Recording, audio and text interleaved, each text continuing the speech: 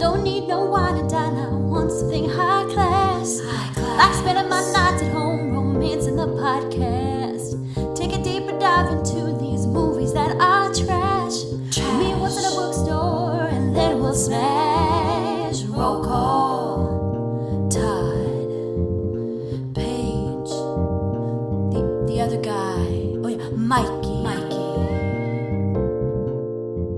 Thank you for tuning into Romancing the Pod. You had us at hello. I'm Paige Wesley. I'm Mikey Randolph. And I'm Todd Schlosser. And this week I made you guys watch Rock of Ages. Clearly, this is not my first time seeing this movie, but was it the first time you two had seen it? Yes. Yeah. Now, I will say I have seen the Queen stage musical, We Will Rock You. Very but I different. had not seen this. Very different. So, Mikey, what did you think about it? I thought that this was the worst movie we've done for a podcast.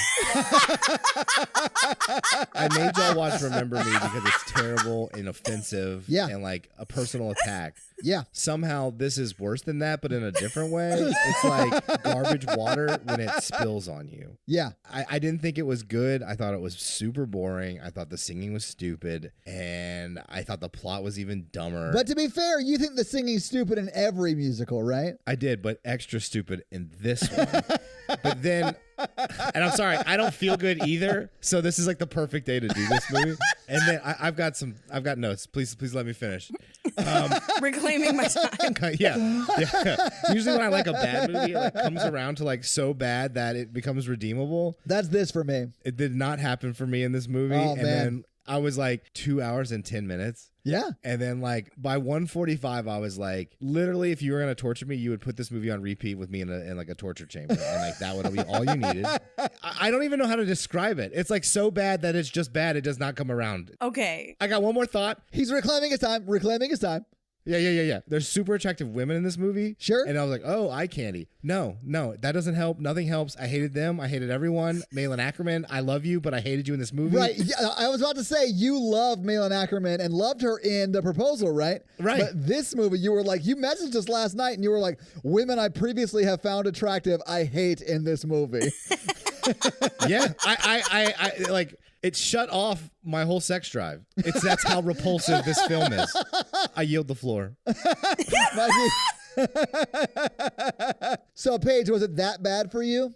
Absolutely. But, So here's my thing. I enjoy a good musical from time to time. My Same. frustration with movie musicals, and specifically modern movie musicals, is there seems to be this reluctance to cast theater actors in them.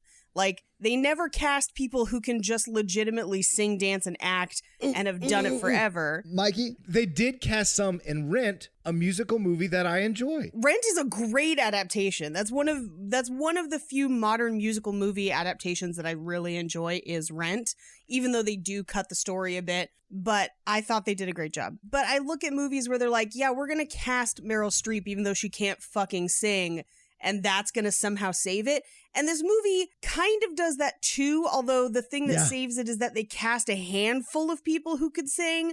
And so whenever the movie's getting really terrible, they're like, but here's Mary J. Blige. And I'm like, you right.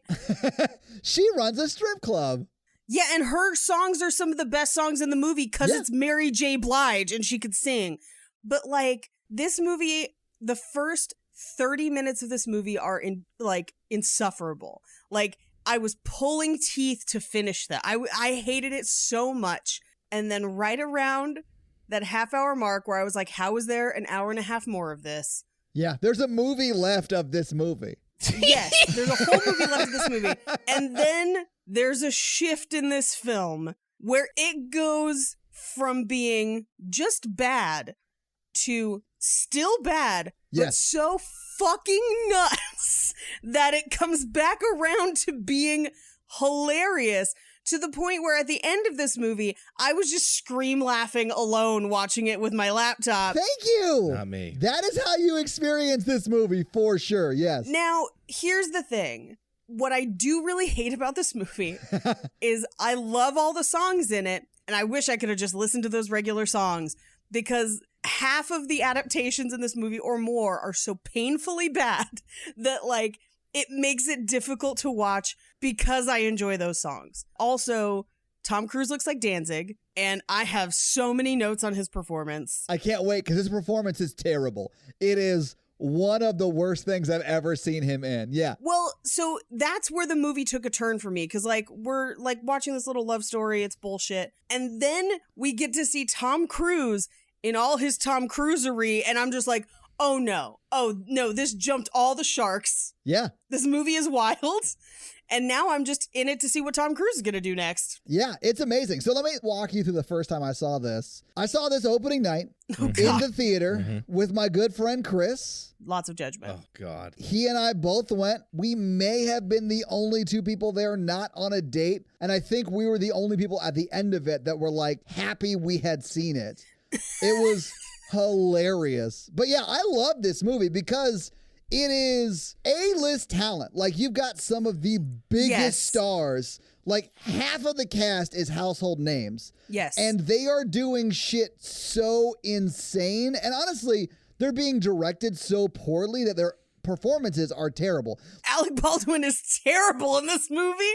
I have notes about how he feels about this movie. They are not great. I'm sure everyone hates it. Everyone needs to hate it because it's like a level of bad that you're like, holy shit, I can't believe people did this alone in their bathroom and they did it on set in front of cameras, like for public consumption. So like this is the perfect example of like, this is so bad. I'm so glad that we have it to watch because it's so funny. I want you to imagine. Take me there, Paige. Take me there. I'll take you there. I'll take you there, baby birds.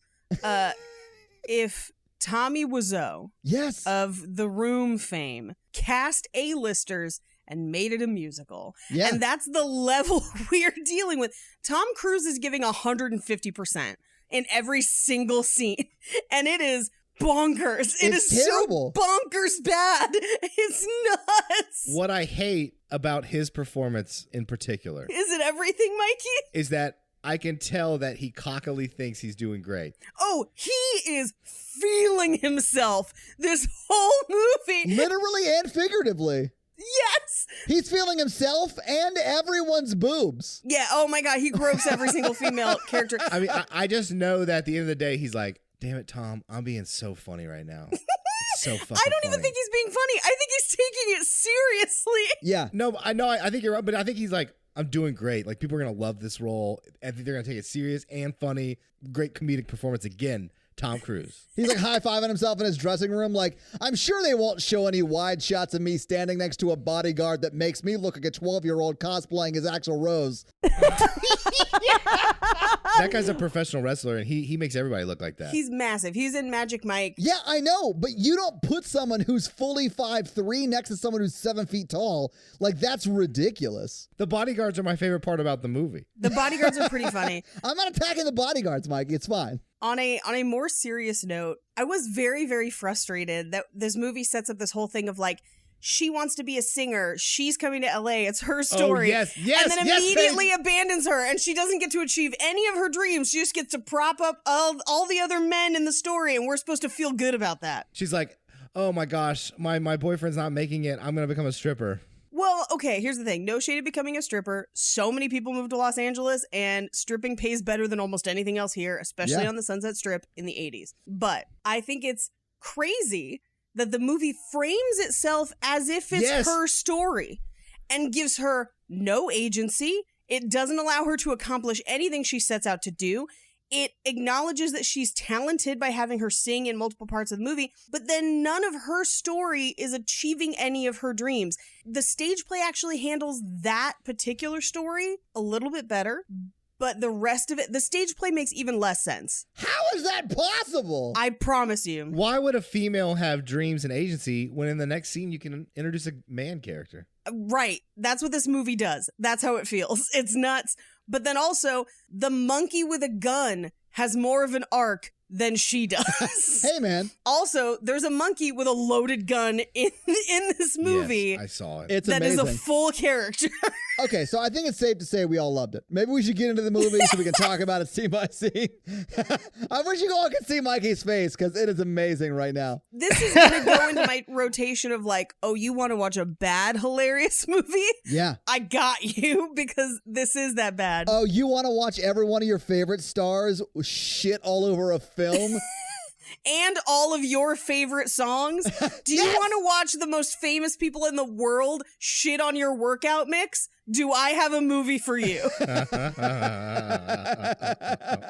Oof. Oh, man. But yeah, let's get into it, Paige. Let's do it. All right. So we open, and this is one of those movies where the credits are rolling as we're getting story. Todd, you're welcome.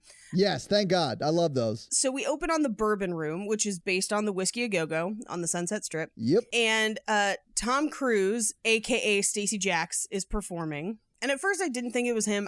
I did find out later it's definitely him singing. It's fine, I guess. But then they put the title of the movie on the screen in Guitar Hero font. Yeah. School of Rock with Jack Black didn't even use Guitar Hero font. It's actually pretty close to the same font, though. Like, they're similar. Similar, but this is literally Guitar Hero font. God, it's so hard for you not to defend this, isn't it? There's nothing defensible about this movie. I need you to accept that. This movie is bad T to B. It's still hilarious. I think but front to down, it is bad. That's why I front love to down, it so it's much. a dumpster pile. Yeah. He says that. He says front to back it's a dumpster pile, and that's why I love it. But then then you're like, the font's not good. And he's like, let me defend the font. Yeah, but who gives a shit about the font? We do, For Todd. what they spent on this movie, they should have invented a new font. It should have been written entirely in Prince's symbol for what they spent on this damn movie. For a movie that tries so hard, but also doesn't try at all. It's just an interesting choice. I mean, I think what you just described is the reason they ended up with that font. Yeah, because they tried so hard that they didn't try at all. It's so bizarre. I hate it. It is pretty bizarre. It might have made me sick. Physically It ill. did make you sick, Mikey. This movie gave me 5G. So we cut to Oklahoma, where Julianne Hough is on a bus traveling from Oklahoma to Los Angeles, and she's going through records in her suitcase. And at first I thought she was playing the records. No. And I was like, how is she doing this on a bus? And then I realized that she had a Walkman. She looks at a picture of her and her grandma, and then we get a horrifically bad cover of Sister Christian, which starts out with just her, then it's the bus driver, then it's everyone else on the bus trying to be almost famous, and it's the fucking worst thing I've ever seen, and I was shouting at the computer as I was watching it. Okay, it's not trying to be Almost Famous, because Almost Famous is like just them singing Tiny Dancer, right? And it's Nope, like... here's why it is. Because in the scene in Almost Famous, it starts out as non-diegetic music and then becomes diegetic to the scene.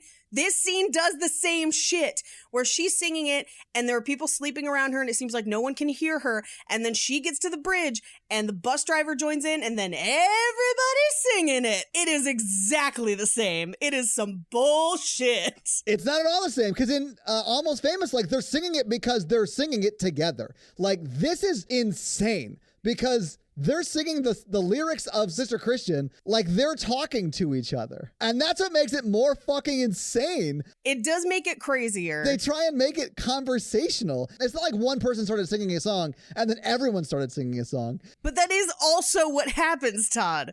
What you're describing is they tried to do the same thing that a successful movie did and then added a layer of complexity, which just made it weirder. That's my point. It's fucking insane. Like, the fact that they tried to make it a conversation when it clearly is just a song is insane. A conversation amongst many different people. Well, I will have you know that in the stage play, her character's name, because we don't get a last name for her in this movie, her character's last name is Christian in the play. Well, I mean, they did that just so they could use this song. Fully. He sings this song to her. Okay. So, like, it makes slightly more sense in the play, but not much. They clearly just wanted to use the song. And I guarantee you the only reason her name is Sherry is because in the stage play, they sing the song Oh Sherry, but for whatever reason, it didn't make it into this. It does make it into this. I have a note of where it comes in. Yeah. Oh, okay. I missed it then. Oh, Sherry. It plays in the background when he's clocking in. Oh, so they don't actually do it. They don't actually sing it. Yeah, But the okay. only reason I know is because my subtitles picked it up. It's so funny. By the way, the reason I love Oh Sherry so much is because Rod Stewart wrote that song for his girlfriend Sherry, who then later broke up with him. And it's one of his biggest solo album songs. There's a song in this movie by a band that I have seen live and seen it performed live, which is the same, where it was written specifically for someone and then that breakup was horrific and caused somebody to like leave the band, all kinds of crazy shit. But they play it as a love song in this movie, which is pretty wild. So she gets off the bus. Here's my other frustration with this movie. No one ever sings a whole damn song. They sing clips of songs that kind of work. You don't really want them to sing the whole song, Paige. This movie would be 4 hours long if they did. Well, here's the thing. I would say cut 2/3 of the songs in this movie. Make the story make more sense and have people sing full songs. And then it would be less weird. Because half the time people are just singing like tiny clips of songs, and unless you know the whole song, you don't even know what song it is. Or they're singing them in mashup form, which means that if you don't know the original songs, you're just like, so is this how the song goes? Which, if you do know the original songs, it just makes you angry. This is just like Glee, though. Like, they do this stuff in Glee. I have this in my notes. At one point, this movie goes full fucking Glee, and I can't take it. You know what show I really didn't like?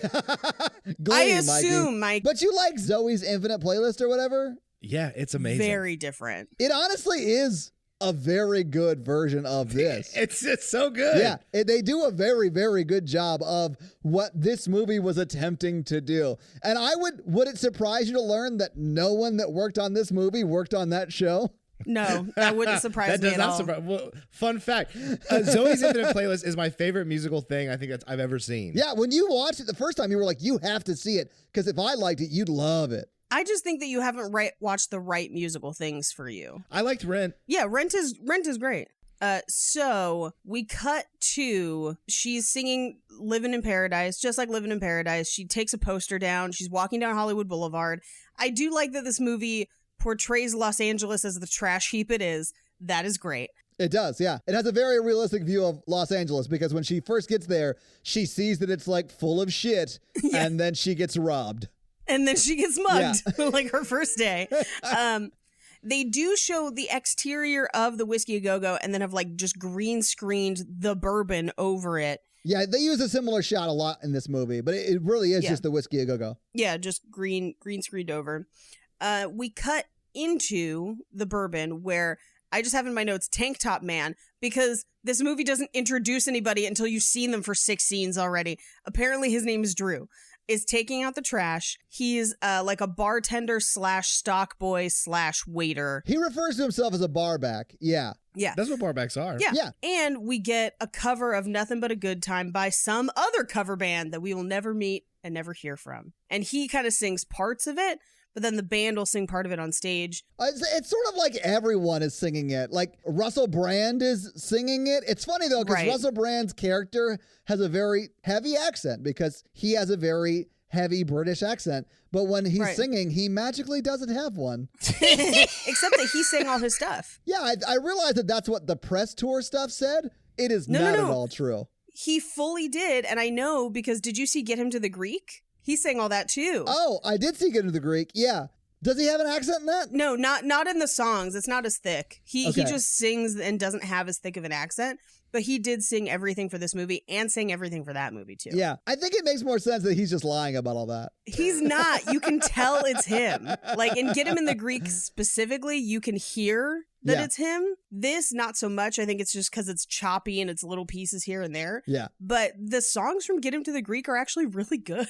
That's like the movie, not so much. The music, not bad, but he definitely sings. So he tells people to go to rehab. He like picks up a drunk off the floor, tells him to go to rehab. So he's talking to Drew the barback, and he's making Drew kind of do all the work. And he's like, why do I have to do all this? And he's like, because you're a musician, it's important for you to suffer, which is pretty funny. Yeah. And at this point, this is where I started to question whether or not it was either filmed crazy and just filmed from weird angles, or it was not filmed at the Whiskey, because the real life Whiskey is 1/3 of the size of the place that they're filming at. And it's not till later that you can kind of tell that it's the House of Blues across the street is where they actually filmed it. Yeah. Then Alec Baldwin sings, and I just have in my notes, no, Alec Baldwin, no.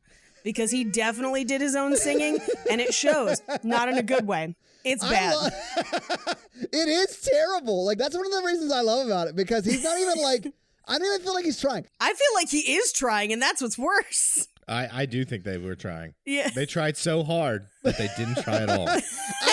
Maybe. I honestly don't know, but I feel like they were like, we should get Alec Baldwin for this part. Let's see if he's interested. Hey, Alec, do you want to do this? Sure, but I can't sing. And they were like, don't worry about it. Yeah. And then no one worried about it. They're like, don't worry about it. We'll fix it in post. Yep. And then no one went in and fixed it in post, and it just is what it is. It's terrible. It's terrible. But like half of the time he's singing, he's not like singing notes. He's just like scream singing. Like talk announcing. Yeah. It's amazing. Mikey is so mad right now. I hated this. This is going to be, I might make some enemies with this one. Have you ever seen the film version of Guys and Dolls? I have not. Where Marlon Brando sings his way through an entire musical?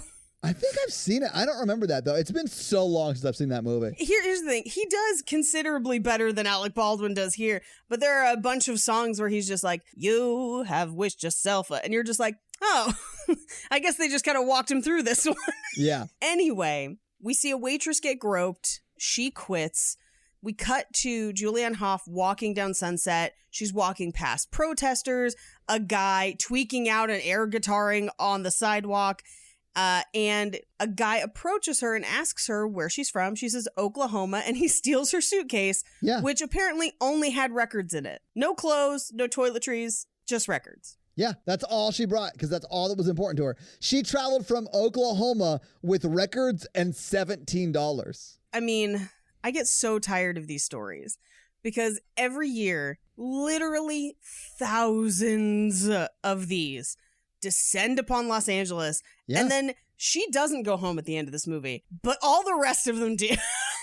And like every time somebody tells me they want to move here, I'm just like, you need like 10 grand and a job before you get here. Yeah, like when you say they go home, they should go home. Yeah. Like if it's not gonna work, they need to own that and go home. If they're gonna sacrifice and continue to sacrifice and that stuff for their art or whatever they're doing out there, awesome. I'm happy for you. Continue to fight the good fight. Right. If you've decided it's not for you, there's no shame in being like, oh, I tried it. It was not great. I'm out. There's no shame in that. I feel like there's a cycle to it where like you first get here, and if you make it, they say that if you make it past your first year, you can stay as long as you want, which I would say is pretty true. If you make it past your first year, it's miserable for another 5-6 years or whatever.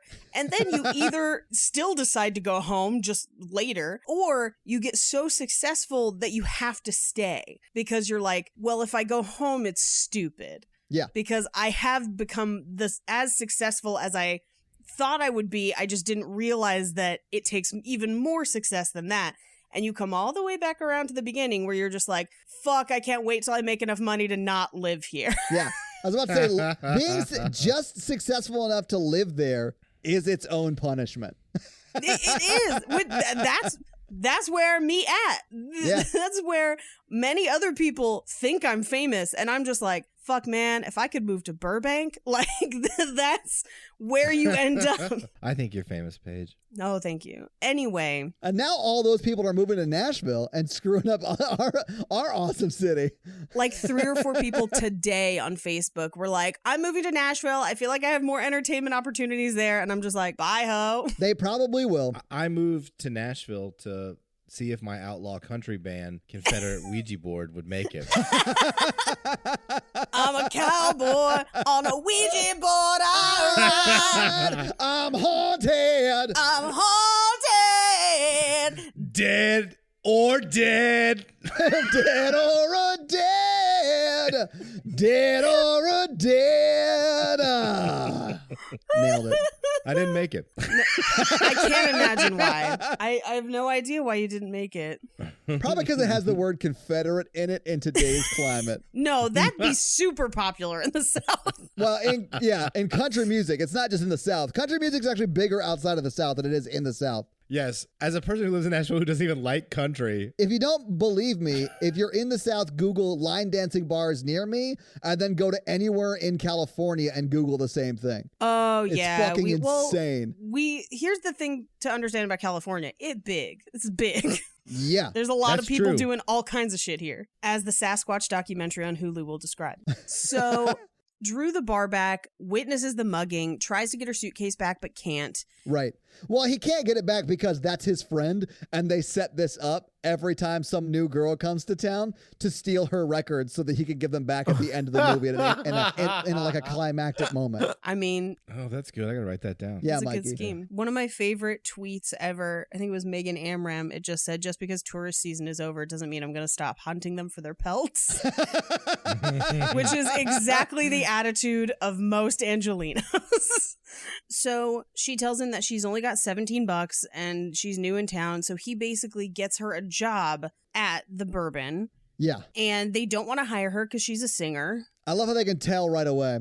Oh, yeah. They like read her like a book. It's like, you're from Oklahoma. You live with your grandmother. Some aunt told you had a special gift and you had to come out here. And she gave you all her savings, $17, to come do that. And they reluctantly let her become a waitress just because the other waitress quit. Yeah. And they have Arsenal's last show coming up that week. So we cut to Bryan Cranston making a speech as Mayor Mike Whitmore, and he introduces his wife, who basically is pledging to clean up the Sunset Strip. She is essentially proto-Tipper Gore in this movie. Yeah. They're actually not, he's not mayor yet, I don't believe, because, or maybe he. I thought he was mayor. Maybe he is I think he mayor. just got reelected is what it was. And then his biggest donor was there, and like the big donor wants to take over the strip. So he wants all the businesses on the strip to lose their like property. And that's why they start targeting the strip where where Bourbon Room is. Now, in the stage play, it's two German developers who argue that they could bring a more sustainable green option to the Sunset Strip, so they need to clear everything that's currently there out. And they are the focal point of the play. What? Yes. Okay. When I tell you it makes so much less sense than this movie. Yeah, screw climate change. Well, and it's not even specifically climate change as much as it's just like efficiency, quote unquote. But yes, there's no PMRC tie-in. There's no Tipper Gore version in the play. It's developers. Which, to be honest, because of the time frame, the PMRC, type in this movie makes so much more sense. Because that really is the people that, like, in the 80s, hair metal was at war with. Yeah, the whole satanic panic crowd. Yeah, and they do consistently refer to them as satanic. Yeah. Like, in this scene, she even says, take Satan off the streets. Yeah. So they go full satanic panic with it, which makes sense. It makes more sense than two German developers strung out on efficiency. It's wild. Yeah, that sounds horrible. It does sound horrible. Now, what I do love also, she finishes her speech with, to bring the strip back to the God-fearing citizens of Los Angeles. And I had a big old laugh at that one. I think it's exceptionally funny to try and refer to Los Angeles as God-fearing. I think the more accurate is in 30 Rock, where Jack Donaghy called it the People's Gay Public of Drugifornia. And I'm like, yeah, that's us, man. I think he was referring to all of California that way. Yeah, I think it was actually San Francisco in that scene, but it's always resonated with me. I definitely would just never call Los Angeles God-fearing, unless that God was money. So they go to the Old Tower Records, which I think they just like built and set dressed just for this movie because Tower's been closed forever. And they're going through, and this is Drew and... Yeah, it's Drew and Sherry. Drew and Sherry, and they're going through the albums, and she's showing him Arsenal live at the Bourbon, and just kind of going through the albums that she loved. And this is when Drew is like, yeah, I mean, I listened to Arsenal live at the Bourbon, and it made me want to be a singer, but I'll never get on stage. Like, I have stage fright. I have stage fright, which immediately goes away. It's never a problem ever again in this movie. I mean, it's because Sherry gives him her trick on how to get rid of stage fright, which is breathing, and then it never bothers him again. The trick is undying rage towards Sherry. That might be. Honestly, yeah, when you just get mad enough to do something that you're just like, fuck it, I'm doing it. And then it turns out great. Yeah. Mm-hmm. So he ends up playing I Love Rock and Roll. Or no, he starts with Jukebox Hero, and then they cut in I Love Rock and Roll. And in my notes, I just have, sir, please don't touch the guitars. Because he just like pulls a guitar off the wall, which was a perfect moment for like a Wayne's World no stairway joke or anything, but like nothing. Well, they're in the middle of a song. You can't break away for a no stairway joke, but You should have. if you watch Drew's relationship to guitars in this movie, it's amazing. I have notes. And I told you to look for this too, Paige, because he picks up a guitar, wears a guitar, has a guitar in so many scenes, and I think he plays it in one. He plays it twice. Okay, so yeah, but he has it conservatively half the movie. Yeah. Oh boy. Like this scene, he's holding a guitar in his hand. It's like he could be playing it. He's not playing it. He's not playing it. Also in my notes, I just have in all caps, why did they do Joan Jett like this? This is bullshit. What's wrong with not playing and holding? That's how I did my Outlaw Country band. And I played the pick with a Ouija thing slider. A planchette? He used a planchette as a guitar pick? I'm just brown, because you're hitting like 6 or 7 strings at a time. I don't actually play, so it worked out great. Yeah. Oh, man. This is why he never plugged his guitar in. He just broke all of his strings on the first downstroke of every song. Can I tell you, though, how many goth kids would cream their knickers to see one of the bands that they love use a planchette as a guitar pick? Like, you'd be the most metal, like a Norse death metal band. Like, inefficient, worst way to play guitar. People would love it. It's so funny. Now, Dulcimer, on the other hand, that's the way to go. Oh, I saw somebody play Tears for Fears on Dulcimer one time. Oh, shit. Was it Everybody Wants to Rule the World? It has to be. It was. Has to It be. was. Yeah. So she tells him to breathe. And he's like, oh, that did it. I'm cured. I'm cured. Maybe you should help me Ridiculous. practice. Are you asking me on a date? So they try to hug and fail to hug. Okay, Oh, okay. no. So this moment to me is the perfect metaphor for this movie. It's like everyone's trying to do it and they just come off super awkward and silly, and it's just so funny to watch. I love it. The only metaphor for this movie in the scene is getting hit on the head. Did someone get hit on the head? Yeah, they knock heads together. Yeah. Oh, yeah. Well, there you go. I do think it is people trying and like going full force at something and then failing. And Failing that's so this hard. movie. It's so great. We cut back to the Whitmores, the mayor and his wife, and it seems like he's having an affair with his assistant. He totally is. Yeah. He is. It hasn't happened yet at this point, but Well, yeah, because she just walks away and she's like, call me. And he's like, oh, I will. and he just like aggressively bites a strawberry. Yeah. But so this is where they lay out their plan, where they're going to talk to the health department, they're going to go to church groups, and they're going to go through all of their papers and, you know, building code and everything until they find a reason why they can close the bourbon. Right. And the thing that they list is like, if we find one hair in a cocktail olive, and then we cut to the bourbon and they're just like, there's a bunch of hairs in the cocktail olives. Well, rinse them off.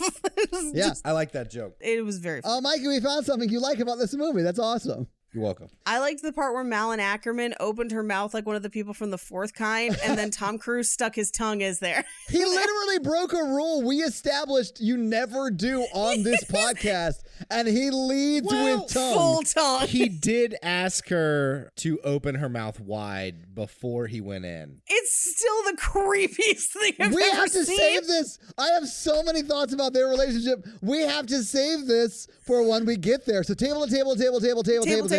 Yeah. No cuts. We cut back to the bourbon where we find out that they're having tax problems. Right. And pretty much everything is riding on Stacey Jacks showing up for his gig the next day. And they reveal that he's unreliable and that he didn't show up to the Super Bowl because he was going to some sort of ritual where they were closing people's vaginas. Yes. Satanic ritual. Yeah. Yeah. Which is the opposite of what satanic rituals would do. And that is what Russell Brand's saying. It's, Yeah, he's like, why would they want to close vaginas? I'm like, you're right. I don't know. All we see Tom Cruise do is sing into Malin Ackerman's open vagina in a bit.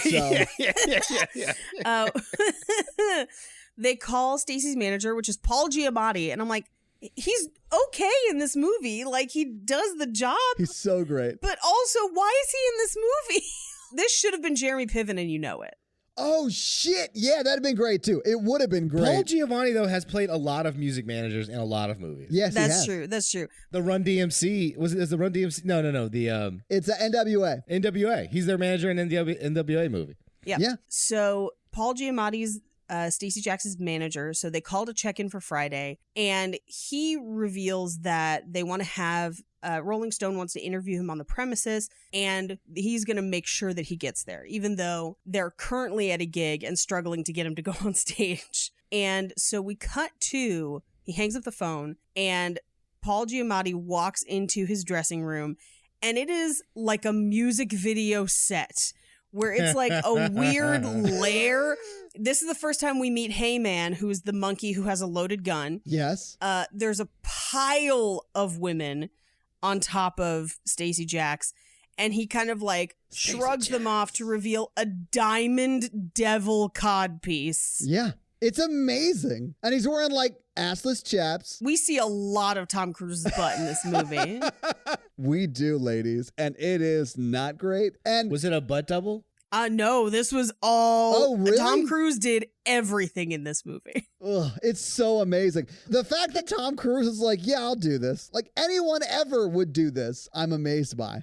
But we got Tom Cruise in front of a camera to do it, and that's amazing. You're going to be amazed by how much work Tom Cruise put into this movie. I don't think I will. He does seem like the kind of person who would obsess over every little thing and every little detail. So like when you say that, it does not surprise me at all, although I can't wait to hear like all the crazy shit he put himself through. I legitimately think he thought this movie would make him look cooler and went all in on it without knowing what cool is like. I think that that's true. I also think he doesn't have the ability to not go all in on something. Yeah, Tom Cruise does not understand what cool is because Right. he has not been a normal person for a long time. Like, he has been both A-list famous and also sheltered by the giant walls of Scientology for so long. Yeah. He has no idea what normal people do. And there are crazy stories about him just not understanding day-to-day things. But when I tell you that he put about the same amount of work and preparation into this as he does for like a Mission Impossible movie, it's fucking nuts. What am I going to hang from the outside of a plane? No, this is like a single location movie, Tom. That doesn't happen.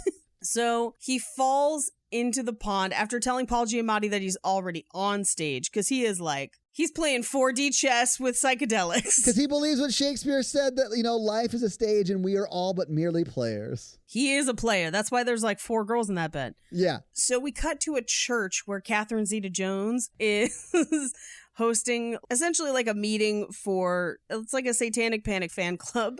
Yeah. There wasn't a lot of people there, as I was expecting. I mean, I think it's just one church. And it's like, here are the moms at this admittedly kind of small church. Because we do have a lot of people at the end. That's true. Well, in that last scene, though, like half of the people there are like rock stars or former rock have a stars list. from this time period. Okay, awesome. Hold on. I have a side story. Speaking of people who go to cities, guess who popped up on my Bumble yesterday? Who? Tommy Lahren. Wait, Tommy Lahren? Yes.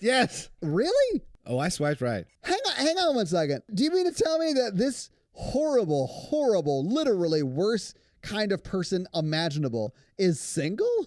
I take offense to all of this. I wasn't comparing that to you. You just found yourself single because you have very specific issues. You can edit all this out. I just wanted to tell that story to both of you because it popped up. I almost screenshotted it. I was like, I should have screenshotted it and sent it to y'all. You 100% should have. Anyway, back to this movie. So she's basically centering this entire meeting on hating Stacey Jax. Like, she is fixated on it. Yeah. And at one point, one of the women says, my husband's friend ate our neighbor's horse's head because of Stacey Jax, which is, it's very witch trial. It's real ridiculous. Yeah, it's amazing. But then they sing Pat Benatar and How Dare They? How dare they? How dare they defame Pat Benatar like this? I was really upset. But then Bryan Cranston and his secretary go have sex in the rectory. Can we not talk about how Bryan Cranston and his secretary is like spanking Bryan Cranston? Like if you were with hoping... a ruler while she's restraining his hands with a rosary. Yeah. Because in my notes I just have with the rosaries? Damn, girl. Yeah. Like, some people have some very, very ingrained kinkiness that was clearly brought on by Catholic school. But like, Yep. I love this so much. Where else are you going to see Walter White in his tidy whities getting spanked by his admin or whatever? I would guess some deleted scenes from Breaking Bad, but but yes. Now we cut back to Catherine Zeta-Jones and the church ladies, And they fully do the entire choreography section from Beat It badly. Very bad. Like completely lifted. And that's an iconic dance combination. And I'm like, either you thought people wouldn't notice or you just thought it would be fun for people to do this badly, but it's just making me hate it more. I did not know that was the choreography. I just remember watching the scene and thinking that the choreography was very bad because Catherine Zeta-Jones would like wiggle like the wiggles. And I was like, what is this? It's them trying to do Beat It off beat. And like, here's the thing. I'm a white person. I know we have struggles with rhythm. Right. We do as a people. I admit it. Don't have us do Beat It then. Like, try having us clap on the ones and the Catherine threes. Zeta-Jones is... She was in Chicago. Like, I know she can dance. I think it's great. I mean, because it is terrible. I mean, even Catherine Zeta-Jones, who you mentioned, Paige, was in Chicago and can dance, is terrible in this. Although she does, when the scene ends, she does like a little something ballet-ish and then does a really like it. She can do. She does one some thing high well. kicks. Yeah. I mean, she's not bad. She's bad in this movie, but I've seen her do great stuff in this realm even. And this movie is just terrible. She's terrible in it. My favorite scene from her is one of the last scenes we get when he gets like up in her face. Oh yeah, that's my favorite Catherine Zeta-Jones. And she fully like creams her jeans. Yeah. Yeah, it's amazing. So we cut back to the bourbon where Drew is punching his time cards. This is where they play Oh Sherry. Oh, what? But they don't sing it though. Yeah. It's like background music. Yeah. He runs into Chico, and Chico tells him that he has to come in early the next day because they're prepping for the Arsenal show. But that night he's going on his date with Sherry, and we get like cutting back and forth between him and her as to the tune of Waiting for a Girl Like You. Yeah. Where he's in the bathroom, Russell Brand is passed out by a toilet, but also cleaning it. I don't know if he's cleaning it. If he is, he's cleaning it with vomit. But this song starts off with Drew pissing. Yeah. Like he is singing while peeing. Natalie, who falls asleep during every horror movie we watch, hated this movie so much she could not get to sleep. Okay. That was me too. But by the end of it, she was like, this is amazing. I can't believe that this happened. It's amazing. I love it. And she took a lot of offense to the fact that he started this song while peeing. As someone who has sung, you can't do it while you pee. Oh, disagree, Paige. Maybe it's because I can do it while I'm standing and, I don't know. But I can fully sing while I'm peeing. I could do it right now. Definitely going to try it tonight. I mean, I'll try it too. I'll see what happens. We'll take a pee break later in this episode and then report back. Hey, everyone out there, go to the bathroom right now and just start singing while you're peeing. Legit, I do kind of have to pee. So when you guys have to pee, let me know and then we'll do it. We'll all test it. All right. You heard me just being like, motoring, what's the price for piss? So we see Julianne Hough teasing her hair only to brush it back down into the exact style she was wearing before, which was really hilarious. Yeah, it's like she couldn't decide what to do with her hair, tease it or wear it straight. She's doing the something about Mary at the beginning and then just, brushes it back down. Yeah. She hops on the back of his motorcycle and they go up to the Hollywood sign. You say motorcycle, but it is a moped. It is not a motorcycle. Yeah. Sure. Yeah. They get up to the Hollywood sign. Quick note, you can't get that close to the Hollywood sign anymore. You could then, though, right? Yeah, it's possible that you could have then. The reason that you can't now is it's kind of twofold. A, people jump off the letters. Oh. But B, the letters, so the original Hollywood sign, it used to say Hollywood Land.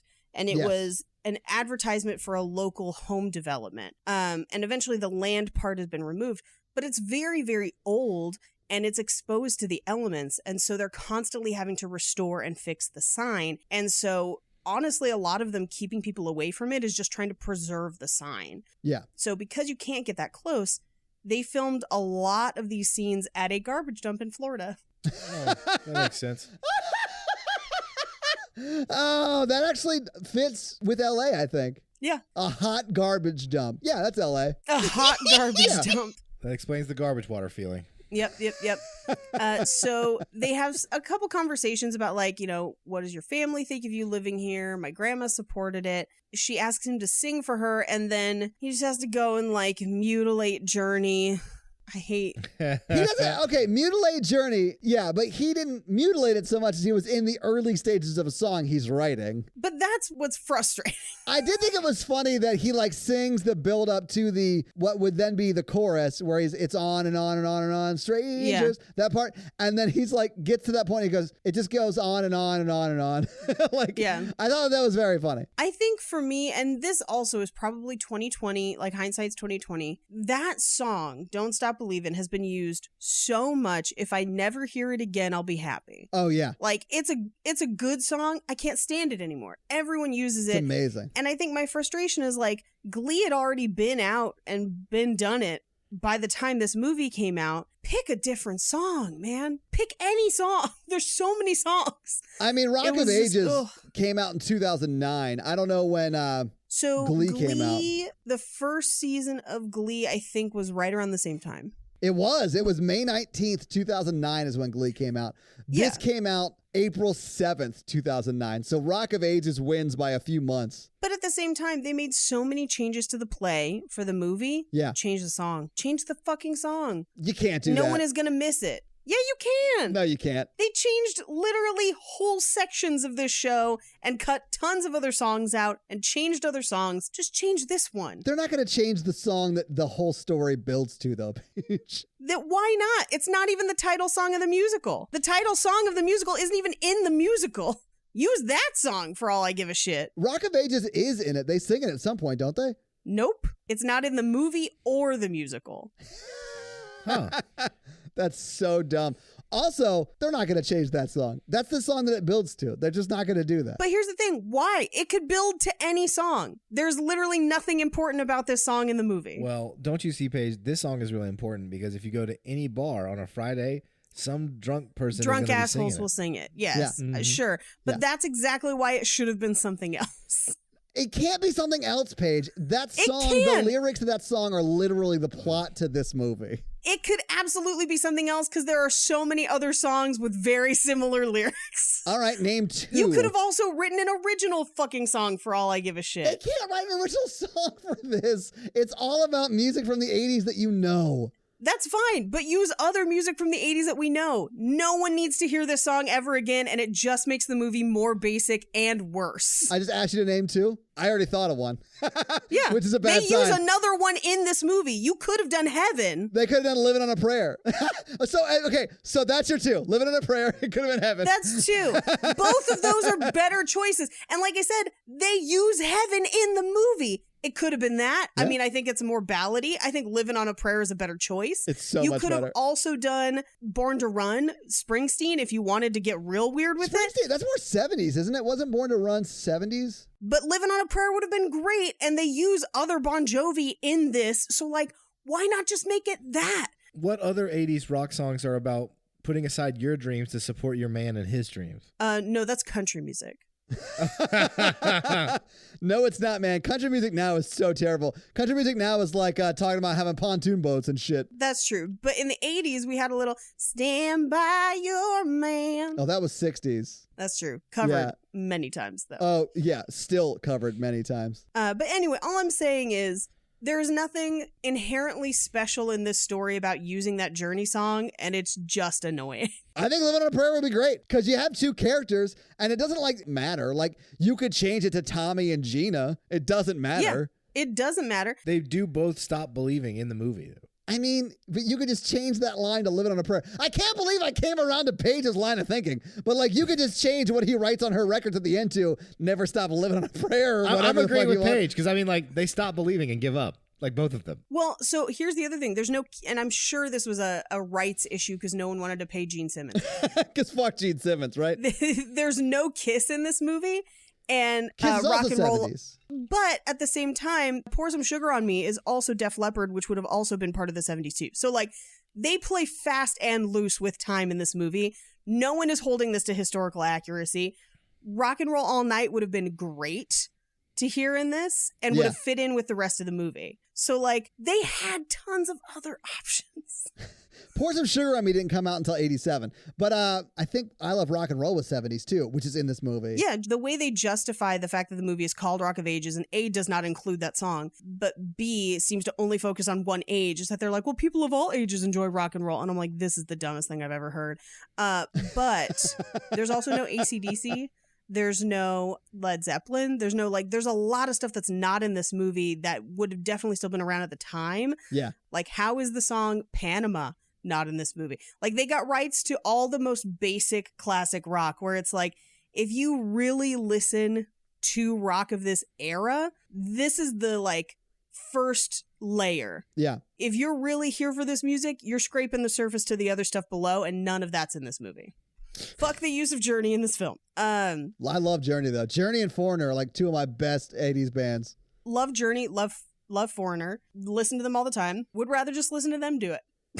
Oh, I think we've come around to the fact that really, if you want to watch this movie, just like go to the soundtrack and listen to all the original artists do their own music, and you're like, this is much better. Yes. Yeah. Yes. We get a montage of their, like, it seems like multiple dates, even though the gig is the next day. We see like 4 days, but then they're back the next day. It makes no sense. I think she's already living with him and they've had sex multiple times. Like, which I'm not saying you can't do in a day, but like, that's a quick move in. That's a quick, like, you know, you have a key to my place. Like, Mikey, when was the last time you gave someone a key to your place? When I was moving out and I gave it to my landlord. Here's what I'm going to say. That's fair. I hope that joke worked. We have seen in one other film that we've covered where a couple meets and moves in with each other literally the next day. Mikey, do you remember what film that was? That has to be where he walks all the time, right? No. Maybe you'll remember it. It was, in fact, Remember Me. Oh, they did this and this. Yes. Never forget, I forgot Mikey. they moved in together because of the whole 9/11 thing. Yeah. Never forget, Mikey. Never forget. I love the discussion on the Facebook group of that movie that just keeps coming up and up. Did you see when the guy like screenshotted his friend like saying Robert Pattinson's acting performance in there was phenomenal? And he said it was unprompted. Like, it was just someone's status in his Facebook friends. And he was like, I had nothing to do with this, but I have to let you guys know that this is happening in real life. Yeah, I thought that was so funny. The comments are just gifs of surprised people. It's really funny. We cut to they're back at work and the Arsenal show is that day. And the opener just dropped out because all 6 of them have to go to rehab. So they have to find an opener in the next 2 hours. And she suggests Drew. They agree. And they said, call your band. And he just yells out to the rest of the employees, which is pretty funny. That was pretty funny. I do love that Alec Baldwin, who I think is great in this movie, just because if I meet Alec Baldwin one day, the only thing I want to talk about with him is this movie. That's a bad idea because he's a very mean and angry man and he hates this film. That's the only reason I want to talk to him about it. I want to know how it happened, why he did it, how they got him to do it, all of that shit. I know the answers to some of those questions. Well, then all I want to do is talk to you about that during Fun Facts. So we can table it till then. Yeah, table it. Yeah. He tells people he wasn't in this movie. That's hilarious. Oh my God, I love it. Anyway, so he's like, once he says, tell your band they can play tonight, and he runs over and like yells and like the guy who's like sweeping the floor, and there's like another bar back, and like people who work there are his band clearly. Yeah. He's like, does no one just love working in the bar and restaurant industry or whatever? I don't know why I found that so funny. It was hilarious. It was very funny. Well, and he tells them that they've got 3 songs, no covers, and since it's happening in a couple hours, they should start drinking now. Yeah.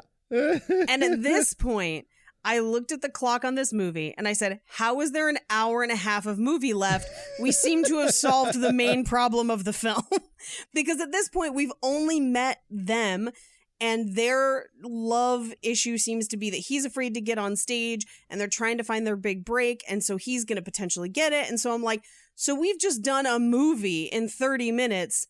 What else is supposed to happen in this movie? Yeah, you would think the whole movie is building towards who's going to open for Stacey Jackson Arsenal. And then that gets resolved in the first 30 minutes. And then, like, you might think, oh, this movie came out in 2012. Maybe they are actually going to focus on the female character for the back half of this movie. And they're like, oh, awesome. The boy's dream is coming true. Maybe they'll start supporting her dream. And then what you realize is, that's not at all. No one cares. And she doesn't get what she wants at the end, but she's still happy, question mark? Yeah, nobody gets what they want at the end. But this movie, the first 30 minutes set it up like Empire Records, where we're building to this Arsenal show like it's Rex Manning Day. And imagine Empire Records if Rex Manning Day happened 15 minutes into the movie, because that's basically what's happening here. I've never seen Empire Records. What? Yeah, never seen it. You have not seen Empire Records. That's what I said, Bunny Bread. Paige, that seems like that would be like a Todd movie. It does seem like it would be a Make Todd me movie. watch it. I already have something else picked for next week, but maybe Mikey can make you watch it after that. No, I also don't like that movie. Yeah, I was gonna say it's not really a rom-com. Oh, is it not? Sorry, I don't know anything about it. Anyway, so another bar back, I think she's a waitress, a female waitress, comes up next to her as she's celebrating that Drew is going to be the opener. Yeah. And she just says, kiss him goodbye, because the spotlight doesn't just light them up, it makes you disappear, you'll see. Yeah. And then she sings More Than Words by Extreme, which, by the way, that song is about blowjobs. And people just don't fucking realize it. And they're just like, yeah, have her sing it, as if it's just this romantic song and not a guy trying to pressure a girl into giving him a blowjob. Whatever. Listen, man, if you can't sing a song by Gary Cherome in this shitbag of a horrible movie masterpiece, when can you sing a song by Gary Cherome? I mean, you're damn right, because that's also why they sing Heaven by Warrant as like the mashup with this one, which, full disclosure, I saw Warrant live not long ago. Nice. Because I got free tickets. They played Heaven pretty early on, and then drunk 50-year-olds just screamed at them to play Cherry Pie for another hour and a half until they finally played Cherry Pie. Yeah. It was ridiculous. But they're pretty good live, surprisingly. Yeah, I saw Def Leppard pretty recently, too, and I was like, wow, these guys still crush it. I was so mad. Was it still the original lineup? It Because was. Warrant was like one of the original guys, and then like three other guys now playing as Warrant. No, it was still the original lineup because they only had 9 arms. How does he stack up against the guy from, Dave Matthews Band? Okay, so if I had to like rank the drummer for Def Leppard, Who has one arm, by the way, so give him plus 10 charisma. yeah, he's way better than Ringo Starr, not as good as Carter Beauford. Blasphemy. Fun fact, Gary Cherome went on to play with Van Halen. He was Van Halen's third singer. I'm not even joking. There's not a lot of Van Halen in this either. No, there's not. I mean, you even talked about Panama. I think you said Panama, right? I did say Panama. It's because it is my favorite Van Halen song. It's certainly got the best intro of any Van Halen song ever. I like a lot of Van Halen, but I love the intro to Panama. Yeah, the intro to Panama is great. The bridge in Panama is great. Panama! Great. Singable chorus. So great. Yeah. So Stacey Jacks shows up because his manager told him the gig was the day before, and so he's a day late. Yeah. And he shows up with his pet monkey, which we do find out is named Hey Man. Well, because Alec Baldwin goes, hey, man. And he goes, yeah, hey, man. It's like this very awkward moment. He goes, oh, yeah, the monkey's name is Hey Man. Yeah. But then he gives this weird speech that was, even the cockroaches got burned by the fallout, but not us. It's good to see your face bone. Let's burn this place to the ground. And then he goes on to tell him, when I'm done, we need to literally burn it down because the fire phoenix gets trapped. Just kidding. You can't trap a fire phoenix. That'd be crazy. I'm going to light this place on fire for you, my rock and roll brother. And then I just have in my notes, is this Scientology, question mark?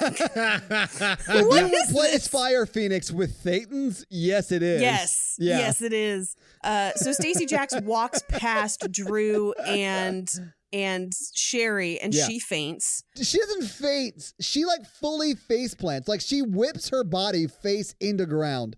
It is ridiculous. Have you ever almost passed out or fainted around a famous person? No. I did get really nervous when I met Ernie Hudson. Okay. Really? Okay. I really, really liked Ghostbusters as a child. Same. I smelled Joe Manganiello one time and damn near fell on my face. One of my first managers ever, when I was waiting tables, he was in a hair metal band in the 80s called Kiss and Tell. And if that tells you what style of music it is, you can just know he was obsessed with Bon Jovi. Anyway, so he told me the story once about how he ran into Richie Sambora at a Subway. Wait, like a Subway sandwich restaurant? Yeah, like they were in town and they were getting like lunch or whatever at a Subway, and he turned around and Richie Sambora was there and he was like, I didn't know what to do. I freaked out and I started crying at him. like while I was talking to him. It was the funniest story I've ever heard in my life, man. Maybe it's just because I grew up in Nashville. Like if I see someone famous, I don't get nervous. I just leave them alone. I just don't talk to them. Yeah. Well, and that's the key. Play it cool, leave them alone, and you're more likely to get to interact with them than you are if you freak out. I have never met like a famous crush, but I feel like I would probably freak out. If you met Malin Ackerman and I'm not there to witness it, I'm going to be so pissed because there's no way you're pulling that off stealthily and slyly. Like, Not at all. Not unless you've got sugar cubes and carrots on hand. oh my God. Oh. One time in college, I wrote Kristen Couric from Smallville, and she sent me back a signed photo of herself. I was like, Mikey, I'm here to tell you that she did not. Her assistant did. I know. Mikey, if you thought you corresponded with her, the answer to that is nay. So they get to Stacy's dressing room. They introduce Constance, who's a reporter from Rolling Stone, who's going to be doing a story on him. Malin Ackerman. Yeah. Malin Ackerman, which, by the way, my this gosh. character does not exist in the stage play. Really? Yep. Okay. I'll give you one guess as to who actually sleeps with Stacey Jackson in the stage play. Sherry. Yep. No shit. So she and Stacey Jax have this kind of weird back and forth where she's trying to interview him. This is also where we find out that Arsenal's first album was called Stick Meat, which I thought was really funny. But they're talking about the industry, and it's kind of your normal interview bullshit, and he's basically just timing her and not giving her real answers. I did love you have 5 minutes. Okay, now you have 3 minutes. Now you have 8 minutes. I thought you said 3 minutes.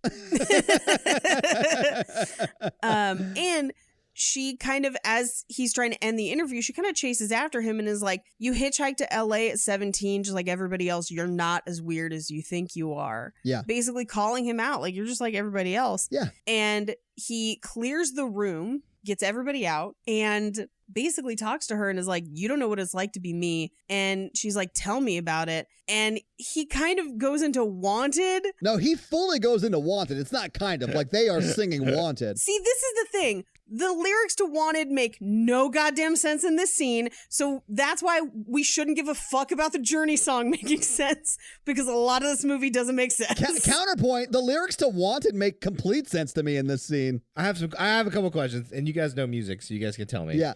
So like his story arc is like he's trying to find love, like real love, and like his whole existence is superficial. That's what they try to play it as, and play it as like that's why he and her should be together, but it doesn't make any sense. Right. In the stage play, he gets arrested for statutory rape and is not in the end of the play, and Drew takes his place with Arsenal. Oh, shit. Which makes more better. sense. I love that. Do Drew and Sherry get together at the end of the stage play? Yes, they do, but they end up deciding that fame is not for them, and they settle down in Glendale. Oh. But Malin Ackerman's asking him, like, what is it like to be you? Why are you so depressed, more or less, if your life is everything you ever wanted? And he's like, well, it's all the same. Only the names are changed. Every day we're always wasting away. It's like the lyrics to that song make sense in that context. I don't think they do, because it's a cowboy. Like, it's a stretch. It is a stretch for this song to make sense. I think they just wanted to sing it. It's no more a stretch than Bon Jovi singing it every night. Yeah, but Bon Jovi isn't, like, trying to make it fit in a story. He's just singing it. Like, it does not, it's weird in this, and it's the same song in the play as well, by the way. Of course it is, because it makes sense. Anyway, so the funniest parts of this are when the bouncers are singing, and he's got the girls layered on him, and they're literally only there to sing one word, and he gives that person a crossword puzzle tip, which is pretty funny. He, like, solves it for him, yeah. Yeah, but he fully looks like Danzig in this scene. Even his, like, physicality and stuff looks like Danzig, which there's also no Danzig in this. So, like, it's just weird. I felt like he looked like a 12-year-old cosplaying as Axl Rose. Like, he was just doing his best to do that. He based his character on Axl Rose a lot, but they don't quite get it right. Like, he doesn't look like Axl Rose. He doesn't even really sing or act like Axl Rose. It's like somebody impersonating Axl Rose who's only seen a picture of Axl Rose. Okay. Who's never actually seen an interview with them. Or seen him perform on stage because it's very different. Oh, yeah. And he really is very close to, like, he looks like Danzig. He's a dead ringer for Danzig on stage. But, like, it's strange. This whole movie is strange. But this is where he meets Sherry. Yeah. And introduces himself. And she says, when my hamster died, your music really helped me through. Oh my God. Yes, I remember. And then he touches her boob and says, you have such a perky heart, and then sniffs her and then asks her to go get a cut glass bottle of scotch from the limo and bring it to his dressing room. We cut to outside where Will Forte has entered the chat. I love Will Forte. Interviewing the protesters. Yeah. And they're basically arguing that Stacey Jacks can wreck his own life, but he's quote unquote raping the ears of our children. Oof. And then Russell Brand comes out and says that rock and roll is the only freedom that they have. He rubs the mic on his dick and then tells people to sniff it. We cut back to Stacey Jacks' dressing room where Constance is like, hey, I think your manager is mishandling you. Yeah. And so he throws everyone out. It's just him and her. She basically kind of comes for him a little bit of like, I think you're entitled because you think you're a rock god, but it's not real and it's not love. And this is where he goes into this whole like, I think people just want me to be sex and they have projections of what they want me to be. And it keeps me from going out and finding the one thing that could save me, which I guess would be love, ? The love of a good woman, I guess? I guess. But he says that he's searching for the perfect sound that will make people want to live forever to hear it. I guess it's I Want to Know What Love Is. I don't think it is. I don't think it is either, but that's the song that happens now. But I do want to point out that it is amazing that we have a movie where Tom Cruise does what he does in this scene with Malin Ackerman. Well, my favorite is he says, I want to feel what love is, and it cuts and his hand is on her boob. Yeah. Yes. And then she sticks her tongue in his ear. Yeah. This is an amazing movie. Like, how do you not watch those dailies and you're like, I think we've done something horribly, horribly wrong with this. I think we've upset the laws of the universe. The fact that this movie made it to screen is amazing. Especially because, so she licks his ear and then he like kind of shrinks from her and walks away with this face of almost like, I need to process the fact that you stuck your tongue in my ear. And she's like practically chewing through his pants to get to his dick. Yeah. While singing. Insane. While singing. Like a guinea pig. And he undresses her and then he's like flinging her on this pool table, singing into her butt, then into her front. And she's in the most basic Target panties that don't even really fit her that well. It's amazing. He sings into her vagina conservatively for half of this song. Half of it. It's amazing. It is truly amazing. Like, but they end up not even doing anything. Like everyone acts like they have sex. They don't. No, they don't. Like we see this scene. They don't. She just stuck her tongue in his ear.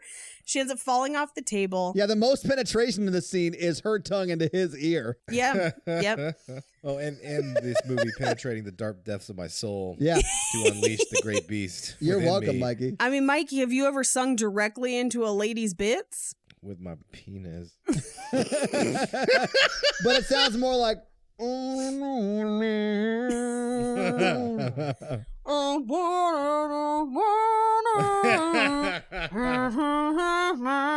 Okay, if your genitals could sing, what would they sing? Ooh. All right, this is a great question. Barracuda by Heart. There's not enough heart in this movie. Barracuda. Yeah. Ding, ding, ding, ding, ding, ding, ding, ding. I definitely think mine would be I Believe in a Thing Called Love by The Darkness. That'd be pretty sweet. Yeah.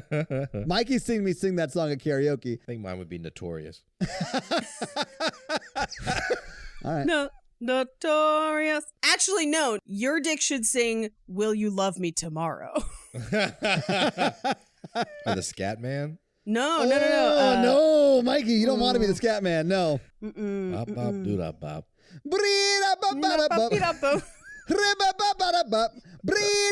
In your butt.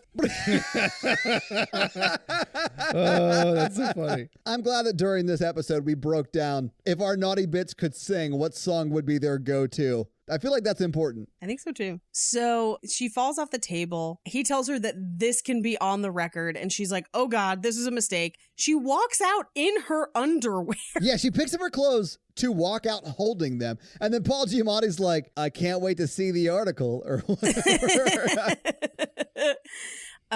Sherry comes back with the scotch from the limo and accidentally drops it. And Stacy is just like, don't worry about it. Just leave it. He's actually really nice to her kind of in this scene where he's like, I'll clean it up. Don't worry about it. Yeah. And he has to change his pants. That's why he's zipping his fly after. I thought he was just zipping his pants up because he did just have sex. I mean, not sex, but like he and Malin Ackerman were fooling around and she undoes his pants. Like we she see does that undo happen. his pants and they are like corseted at the front. So that may be it too. I thought he was just redoing those pants up. Right. But Drew sees her coming out of his dressing room just as he's about to go on stage. We find out that their band name is Wolfgang von Colt, which is a terrible bad name. I do love that that's like the joke that Russell Brand makes a bunch. He's like, are you sure? Yeah, are you sure? You're sticking with that, are you? Yeah. He tries to get him out on stage. He has to call him a couple times. My favorite is, please resurrect your enthusiasm for Wolfgang von Colt. And this is where he plays I Wanna Rock. Well, he also looks over and sees sort of what we just saw of, his girlfriend Sherry coming out and the whole exchange where it looks sort of like they had sex because Tom Cruise is tying up his pants and her shirt's off of her shoulder or whatever. Yeah. And this is another one where he's got his guitar on his back and not playing it. This whole song, he has it the whole time, never plays it. In fact, someone brings it to him, he puts it on, puts it behind him, like he's going to play later or whatever. And then he takes it off and hands it to somebody else in the middle of the same songs. Yes. Mm-hmm. His relationship to guitars are very strange. It's just like Mikey's relationship to women. I can play them very well. I'm sorry. And then you hand them back when you're done. Oh, no. Oh my God. Mikey's dick should sing Dirty Deeds Done Dirt Done Cheap. Dirt Cheap, yes. Cyanide. Contracts. Condoms. So Stacy's manager, Paul Giamatti, is watching. Yeah. After the opener goes off, he goes outside to drink a bottle of scotch alone, troubling, hints at the future, maybe.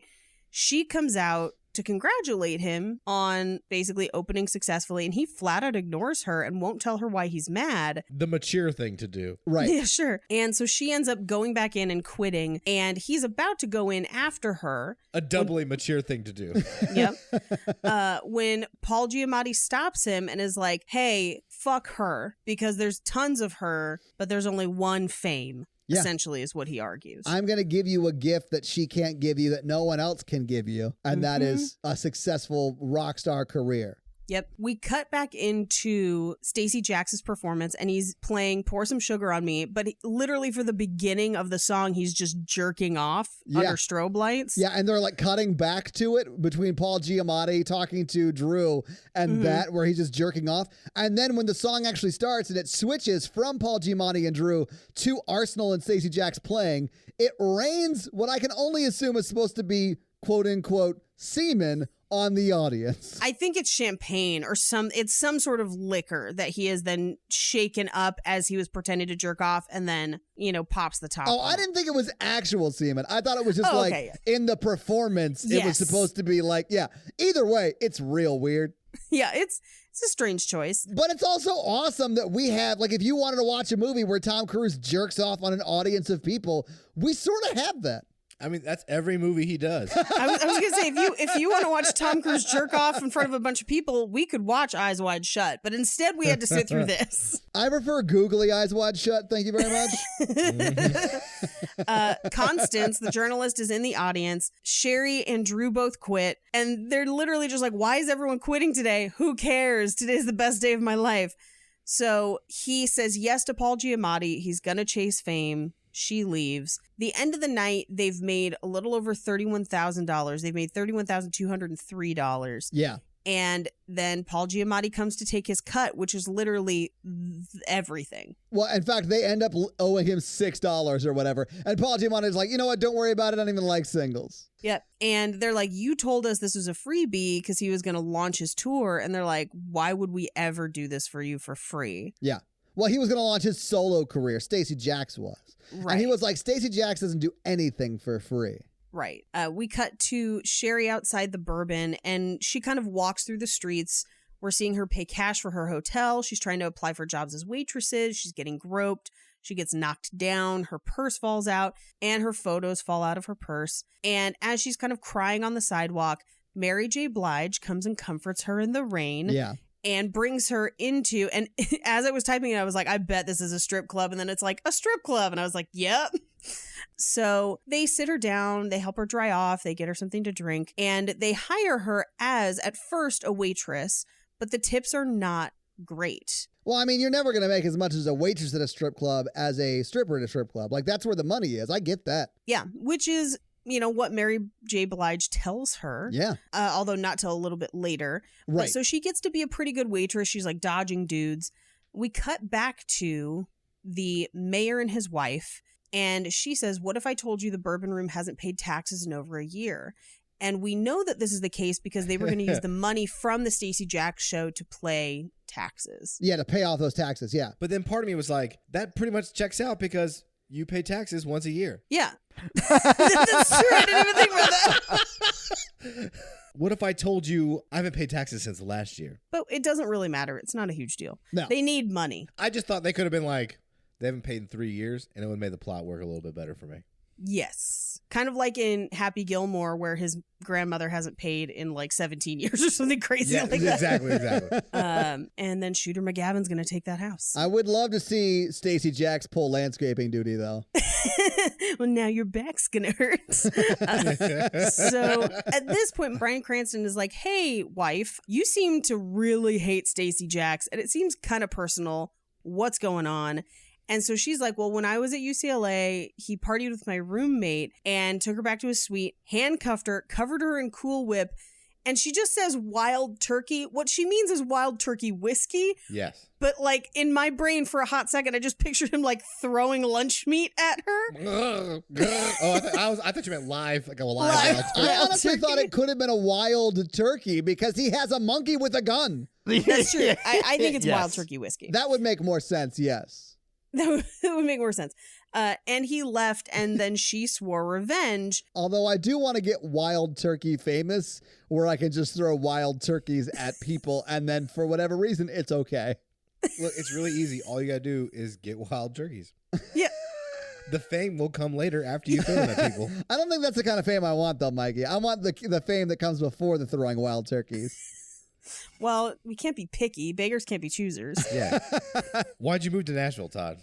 Yeah. Move to Nashville to fulfill your wild turkey dreams. I am one of the rare people that did not move to Nashville. I was born here. I'm a native Well, son. hey, I was born in California, but, you know, sometimes we got to go where the wild turkeys is.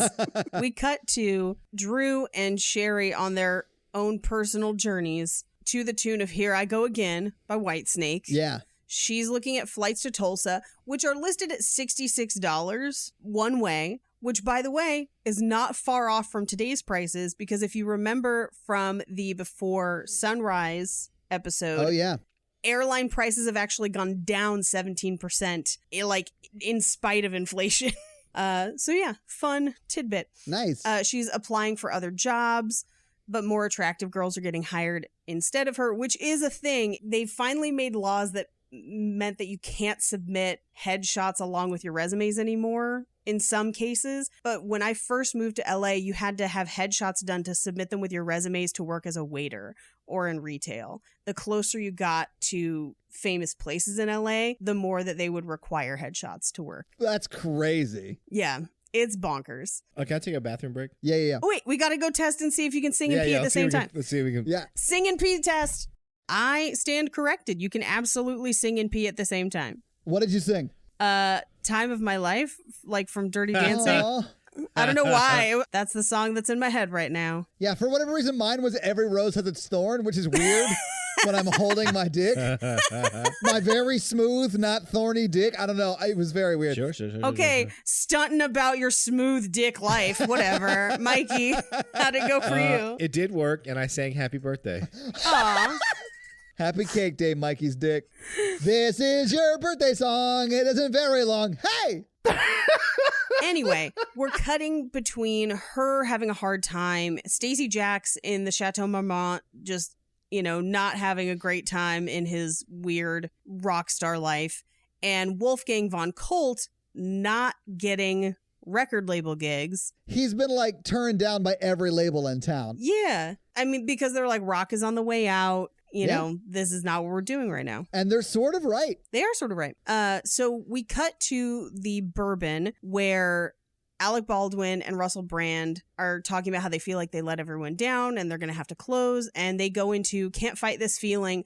And at this point in my notes, I'm just like, are they a couple? I feel like they might be hinting that they're a couple.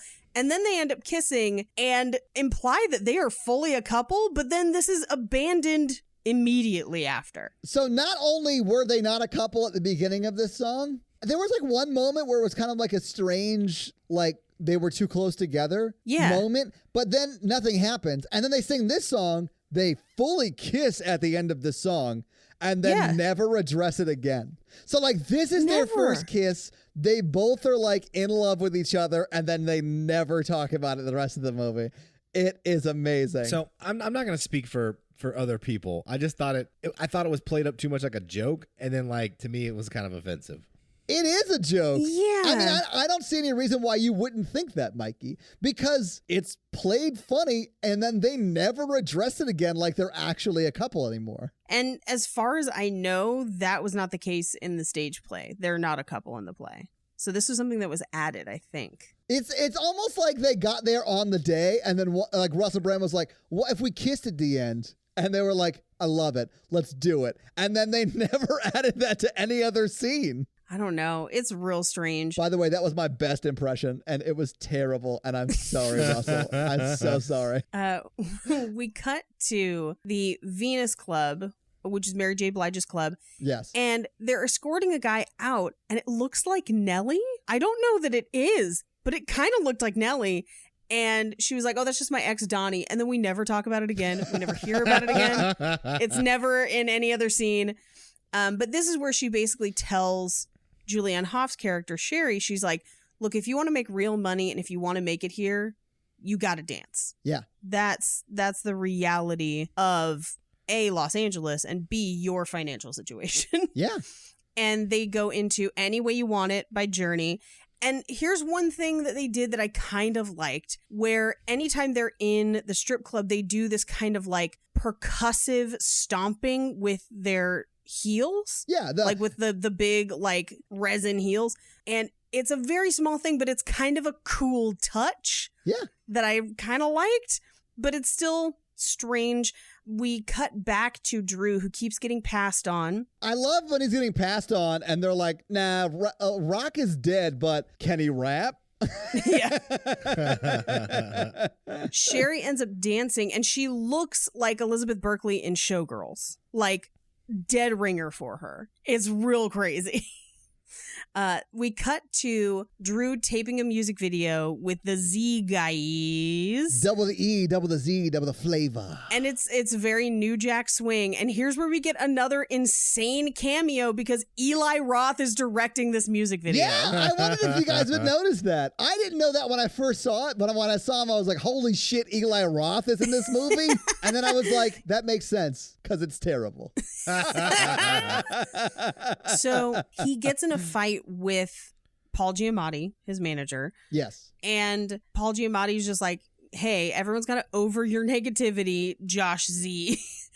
And he says, well, don't you think we should do a gig before we shoot a music video? And he's like, fine. So Paul Giamatti books the Bourbon, and he does it by telling them that Stacey Jax is going to come play. He has not cleared this with Stacey or told Stacey at all. Right. And he says that every cent from the show will go to the house, which would save the Bourbon. So we cut to, he goes back to the record company and they're like, hey, Stacey Jax is there because the cover of his magazine just came out. And he goes into his office and it is destroyed. Heyman is destroying the whole office the entire time they're having conversation too, which is even funnier. Just the monkey is unstoppable during this part of the movie. I love it. Heyman's the best part of this movie. Yep. And what Stacey Jacks reveals is that the article calls out his manager for mismanaging him. Yeah. And lists out that they took all of the proceeds from the bourbon, which Stacey did not know about. No, I mean, I got the impression that Paul Giamatti just pocketed all of that. I think so too. Which managers do shit like that. Yeah. You've got to watch them. Mm-hmm. So he tries to placate Stacey with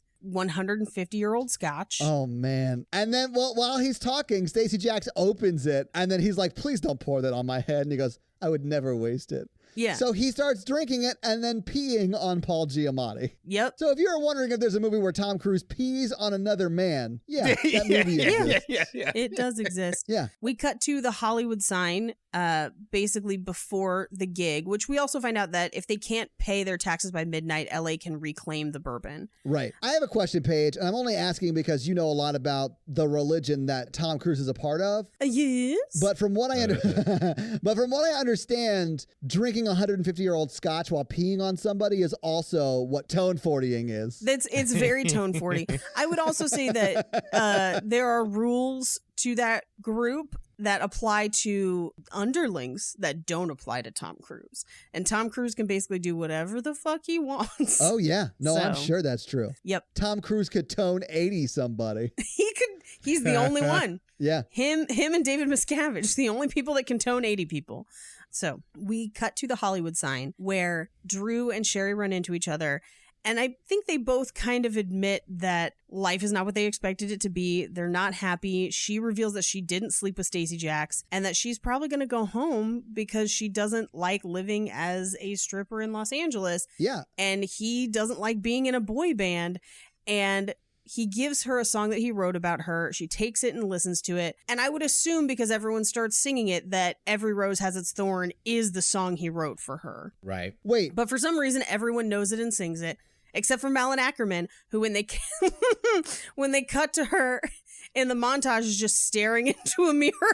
Where it cuts from like Sherry singing, Drew singing, Stacey Jacks is singing by the pool and playing guitar, Mary J. Blige is singing at the Venus Club, and then it just cuts to Malin Ackerman and she's just looking straight ahead, and then it cuts away from her, and I'm like, why did we do this? I got the impression that the song he wrote for her, because the song we see him writing is Don't Stop Believin'. So I got the impression that that's what was on the tape or whatever he gave her. That's what was on that. I mean, potentially that is the song he plays later. Yeah, like, I don't know. But I mean, it has to be Don't Stop Believin', because if that's an original song, quote unquote, for this movie's canon or whatever, she would have had to have then taught that song to everyone at the Bourbon Room for them to be able to all perform it at the end.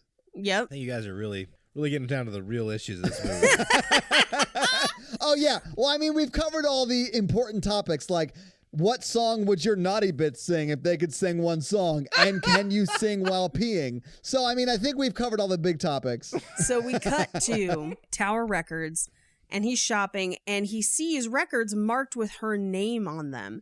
And he realizes they're all of the records that were stolen from her conservatively 2 weeks ago. Yeah. Probably.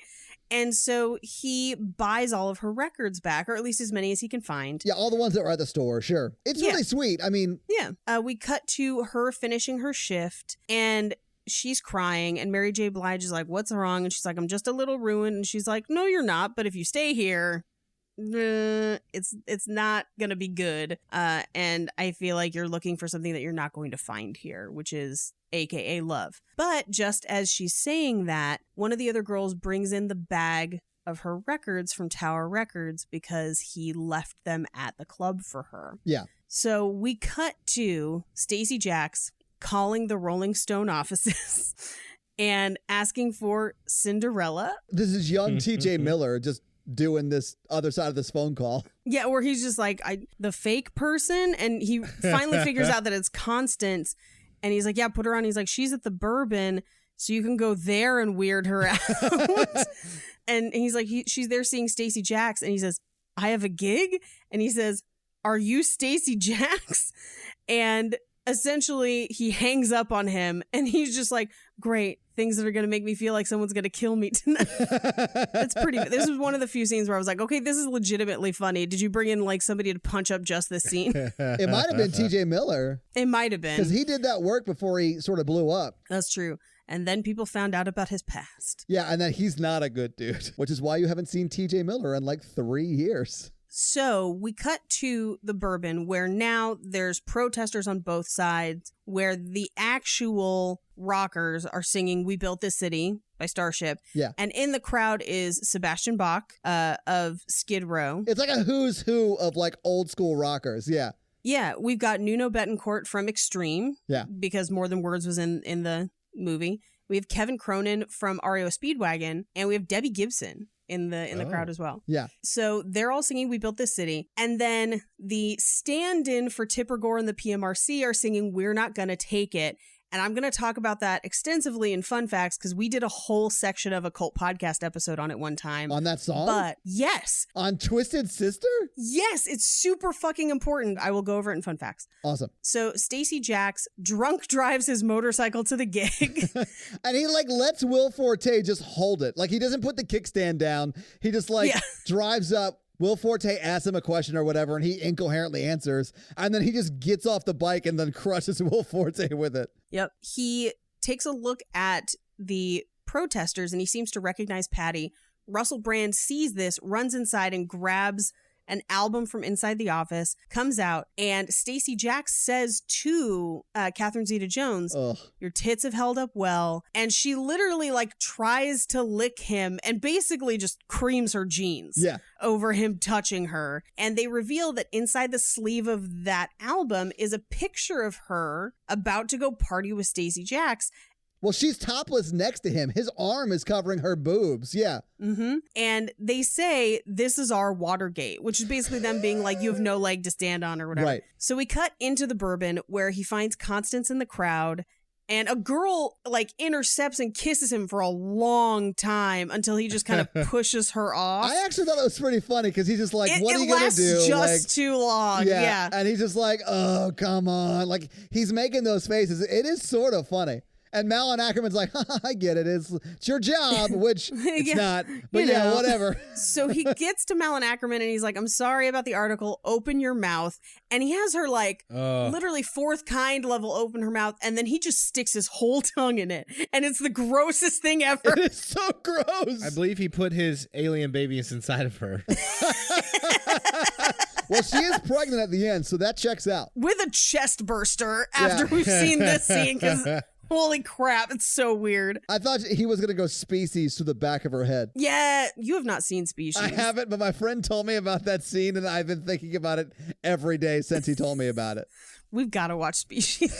You guys watch Species. So they go off, I think, back into the green room to like... Actually have sex, probably. Yeah, they actually have sex. Yeah. While the boy band gets up there and is starting to perform, but they're lip syncing. Yeah. And the crowd's booing them. Of course they are.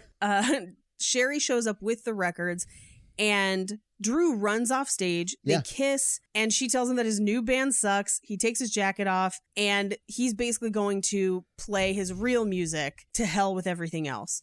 Heyman, the monkey, runs up to Alec Baldwin and gives him a purse of money with a message on it that just says, I owe you this, rock brother. Yeah. I actually really like that. Like, it's like this rock star paying homage to the person who helped him start his career. Yeah. I like that. My favorite is we cut to the bathroom where they're having insane bathroom sex and destroying this bathroom. And they just like blow through a condom machine and just get showered in condoms. Also, there's someone in a stall that they almost break into that looks a lot like Alice Cooper. I don't know if it is. It's not Alex Cooper, but I did rewind it to check and see if it was somebody. I think it's just an extra. Yeah. But people are literally fighting to get the boy band off stage back in the room. And so he argues with Paul Giamatti, tells him that he's taking a stand for rock and roll. The monkey punches Paul Giamatti and then they high-five the monkey. And so she gets up and she sings Journey.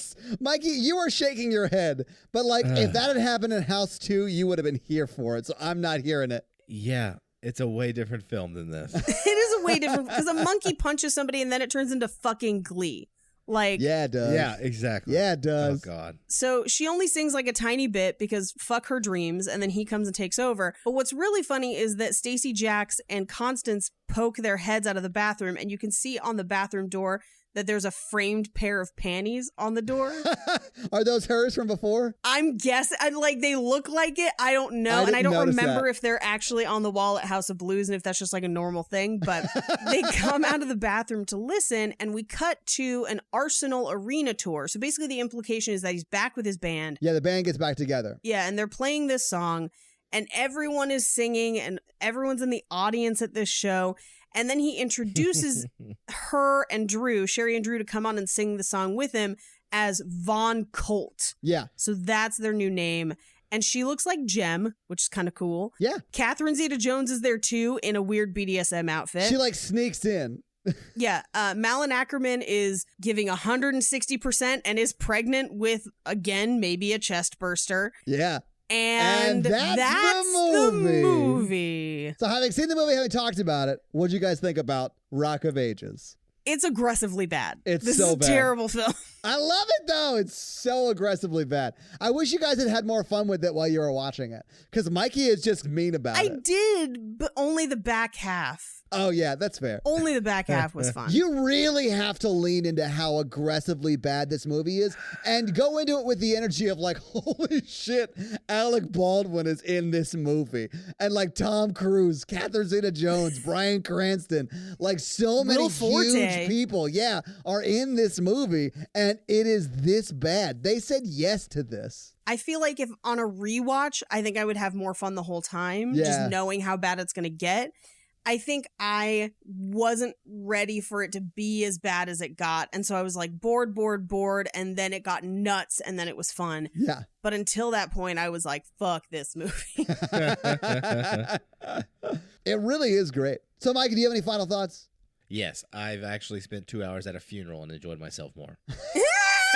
Whose funeral? By the way, thanks for coming to my dad's funeral. It was real nice of you. I appreciate it. That was very sweet. Yeah. Sorry that the runtime was a bit much. That's true. This movie is a full hour longer than it needs to be. It is. And if you took out all the songs, like if this movie was the way Mikey would enjoy it, which is no It'd be music, 20 minutes long. It would be 20 minutes long. Yeah. Absolutely, Paige. When Tom Cruise comes back at the end to like save the Christmas or whatever. Yeah. Yeah, I paused it to go like make a snack, and it was like 30 minutes left, and I was like, "Oh my god!" Well, when you get to the first Arsenal show, you're like, "Oh damn, this movie's almost over. Sweet, we cooked through this," and then you're like, "Oh god, this is not even halfway through the movie." Yeah, yeah. Mikey, I wish we had watched this together. I feel like you would have had a lot more fun if we were just like, "Holy shit." Look at this. Oh my God. Malin Ackerman. Like, what if, okay, Mikey, would it have been better or worse if when Tom Cruise splits Malin Ackerman's legs open and starts singing directly into her vagina, if you heard just like an aggressive echo? Or just a huge queef. Oh my god, you guys. Yes, Paige. Still a better film. Yeah, I guess. absolutely better. But I mean, but we're talking about adding like insane levels of shit to this, and it sort of makes it better. Like that's the level of bad this movie is. Like there is nothing you could do to this that wouldn't make it funny. This movie is not a cult classic. You know, it's not. No. I mean, hey, no. Tom Cruise is in all of this movie, and Scientology is a cult. So in a way, I see what you did there. it's a cult classic. In my personal opinion, that's it's my opinion that Scientology is a cult. I don't think it's an opinion that Scientology is a cult. Allegedly. Allegedly. So, Mikey, you loved it. That's great. Glad to hear it. Yeah. I'm sorry. I'm like, I don't feel good and this movie together at the same time. It's too much. Yeah. All right. Are we ready for some fun facts? Yeah. Paige, can you hit us with some awesome fun facts about Rock of Ages? Oh, my God. Dun-dun. Diego Boneta, who plays Drew, Right. learned to play guitar for the film. No, he didn't. No, he did not. That is a lie, my friend. He spent months. Oh my God! These people are just, whoever's in charge of this movie is like just mean to people. I feel like this is like the producers. I love the producers. So do I. It's amazing. No, but I mean, like, I feel like this is like they're like, we need to make something so bad to collect money. Oh, yeah. Oh, maybe. We'll talk about that when we talk box office. So Alec Baldwin has disowned this movie, calling it a horrible movie and said that the only reason he did it was to work with Tom Cruise. However, only a couple years later, they got to work together on Mission Impossible Rogue Nation in 2015. So he just regrets doing this movie ever and refuses to talk or answer questions about it. So at the premiere for this movie, even though they don't really have songs in this movie, or I mean, Def Leppard does, but Poison and Def Leppard performed live at the premiere with a Bourbon Room backdrop on stage, and they dedicated Pour Some Sugar on Me to, quote, our good friend Stacey Jacks. Really? Yep. And speaking of Stacey Jacks, Tom Cruise rehearsed for 5 hours every day for 4.5 months to get his voice ready for the performances. Wow. His routine also included push-ups and ab work. That's amazing.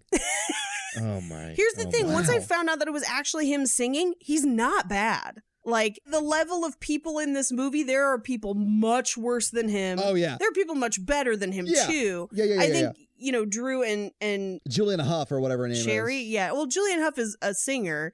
Julian Huff. Sorry. Yeah. They do fine, and their singing is great. But yeah, Tom Cruise actually sang his own stuff, and it took him 4.5 months of training.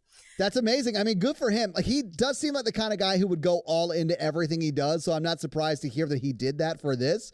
But man, this is the wrong project to do that for. So the Hollywood sign scenes, as I mentioned, were shot in a garbage dump in Pompano Beach, Florida. That makes complete sense to me.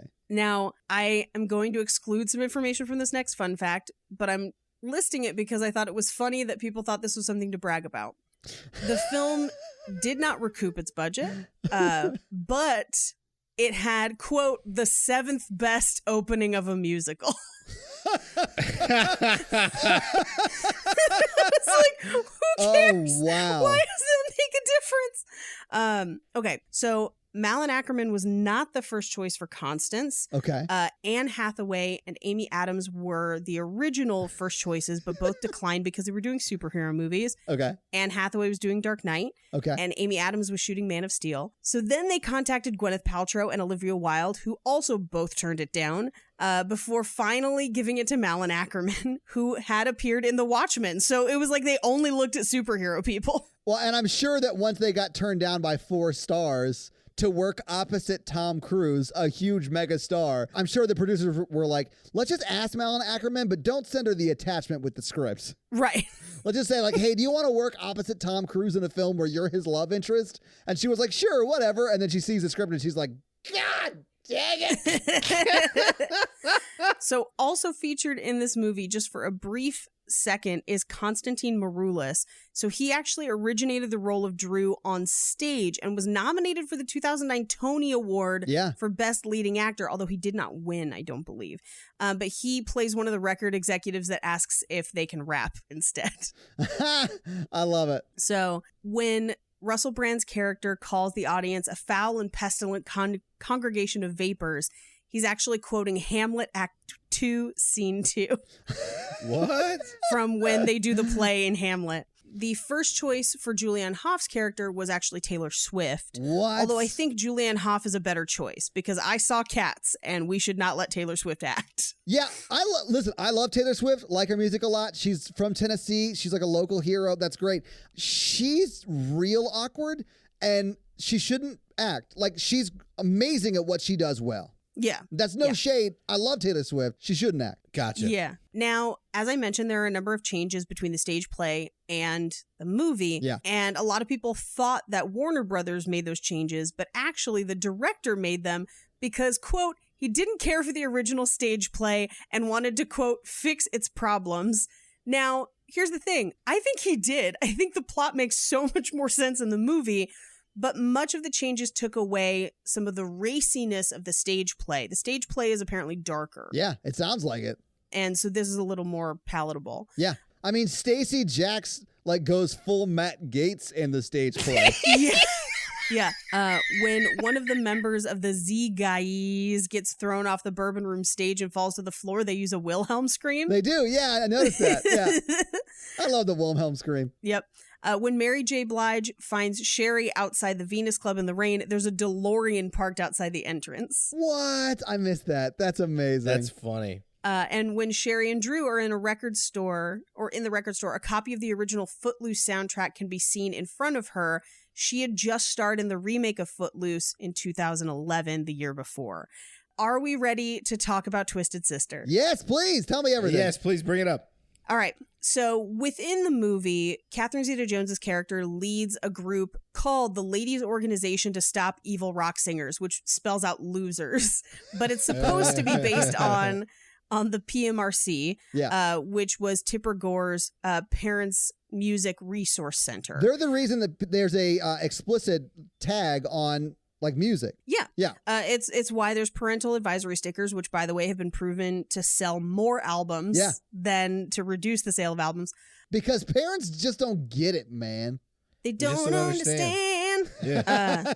The song that kicked off the PMRC is actually Prince's Darling Nikki. That song is banger of a song, though. It's so good, though. But what ended up happening was that Tipper Gore, as she's kind of presenting this to Congress and a few other places trying to get traction for her movement, she actually made a list of what she called the Filthy 15, which does include Darling Nikki, and 2 other songs that are either written or produced by Prince. Prince is on the Filthy 15 3 times. What? Absolutely amazing. Yeah. Prince wrote so much music for other people in this time period. Like, he was a hit machine, so much so that he could not record all of his hits. Yeah. Dude was amazing. Also on that Filthy 15 is We're Not Gonna Take It by Twisted Sister. Yeah. And indeed, they were not going to take it because Dee Snider showed up to the congressional hearing for the PMRC and like cracked skulls, but they still lost the case. So the irony is they fought it, and specifically Twisted Sister fought it over this song that they have them singing in this movie. They lost the case and then ended up selling more albums anyway because of the sticker. So fuck Tipper Gore and her bullshit. Yeah. And if you want a good playlist, go listen to the Filthy 15 because it slaps. And there you go. I'm just going to tag on to the end of that. You can watch that Dee Snider versus Tipper Gore 1984 Senate hearing on YouTube. It's available. You should watch it. It's amazing. But Paige, thank you for those fun facts. Oh my God. Paige, thank you for those fun facts. We like all your facts because they are fun. They're fun. Tipper Gore, also from Tennessee. She can eat a dick. She's not as cool as T Swift. So, are you guys ready for some box office? Yes. Fantastic. All right. So Paige already alluded to some of this and knows some of it. So Paige, I'm going to ask you to recuse yourself. I will so recuse Mikey, myself. What do you think the budget for Rock of Ages was? I want to say $65 million. Oh, shit. You are so close, Mikey. It was $70 million. Which makes sense. There's so many big name people in this and so many big name songs in this. So you got to pay for both of those. Well, and I guess it could be, and this could explain why some songs aren't in the movie, because I think it's Warner Brothers, and Warner has a record division. They do. So they probably had all of the songs that Warner had clearance for. So maybe that's how they were able to kind of make it work, and that's why some stuff isn't in it. But the song rights alone would make this budget insane. Yeah, it's amazing. So happy with this. So this movie came out on June 15th, 2012. It came in third the weekend it was out, and it was beat by Madagascar 3 and Prometheus. Both of those 2 movies were in their second week out. I definitely saw Prometheus this weekend. I saw Prometheus. Oh, I'm sure you did. Rock of Ages was number 3. That's My Boy was number 4. And Snow White and the Huntsman was number 5. Ooh. And that is your top 5 for that weekend. What do you think Rock of Ages made in its first opening weekend? I actually didn't see this. I want to say 15 million. Okay. Yeah, that's kind of where I'm at too. I was thinking 20 mil. Okay. So it made $14.4 million in its opening weekend, which is not bad. I did it. I'm killing it today. You are on, even though you're being mean. It made $14.4 million its opening weekend. And I know we typically draw the line there, but I do want to say its next weekend out, it made $7 million, which is a pretty significant drop off The weekend after it, so its third weekend out, it made $2.8 million. Oh, no. And then its fourth week out, it was 18th in the theaters, and it made $639,000. So this is one of those movies. This is one of those movies that had a lot of buzz. It's a huge Broadway musical. The Broadway musical ran for years, and everyone loved it. It didn't win Tonys. I looked it up while we were talking. It was just nominated? Nominated for a bunch of Tonys, didn't win any, though. But still, very prestigious musical. I mean, that's how I feel about the Wedding Singer musical as well. Sure, which I think is really good and just didn't get the traction that it needed. Fair enough. Well, this is sort of the opposite of that. The musical got the traction it needed. Anyway, so once everyone was talking about the movie when it was about to come out, it comes out, people see it, and they're like, oh my God, that was trash. And then they tell everyone not to go see it. Yes. And you can see that tanking in the numbers with that. Anyway, I think that's funny. So anyway, what do you think it went on to make domestically in its theatrical run? And remember, it made $14.4 million in its first weekend. What do you think it made total domestically? I'm going to say 30. Okay. Mikey, what do you think? 25. Okay, it made $38.5 million. So it made a little bit more than what you guys thought, but significantly less than the $70 million budget. And it did have an international release where it earned $22.5 million, putting its total box office run worldwide at $61 million, which is fully $9 million lower than just the production budget. Now, if you throw in marketing, it's probably another $70 million. So, yeah. It did very badly. It made another $17 million in domestic DVD and Blu-ray sales, but this movie lost a ton of money. Oof. Yeah, but that's your box office. Magoof. So, Mikey, do you want to do the scary scale? It's like a 10. It's like a 10. A 10. It made me sick. Like I have a sinus infection the next day. Yeah. Because of the throbbing pressure it caused on my brain. Right. Well, it's because Malin Ackerman was sticking her tongue in your ear all night. She didn't cleanse it. She didn't wash it. Do you guys still think Stacey Jackson and Malin Ackerman are still together? No. Do you think Von Colt is still together? Also no. Yes. Sadly, yes. And I think now they're on the county fair circuit. Well, I mean, if you look at a lot of the people whose music were in this, they're on the county fair circuit. So they're about where they should be then. Yep. So, Mikey, do you have a review for us to read? I do. I do have a review. Awesome. Well, whose review are you going to read this week? Mrs. Markich. Ooh, Miss Markich. Or Mrs. Excuse me. She's married. Mrs. Markich. What do you have to say? She says, absolutely obsessed. Oh, nice. You three get me through my crazy stay-at-home mom day. Awesome. Yay. My kids constantly ask why I'm laughing so hard. Just side note, they can fully hear her and just disagree with our humor styles. Mom, why are you laughing at this? That's really they're 22 years old. Oh.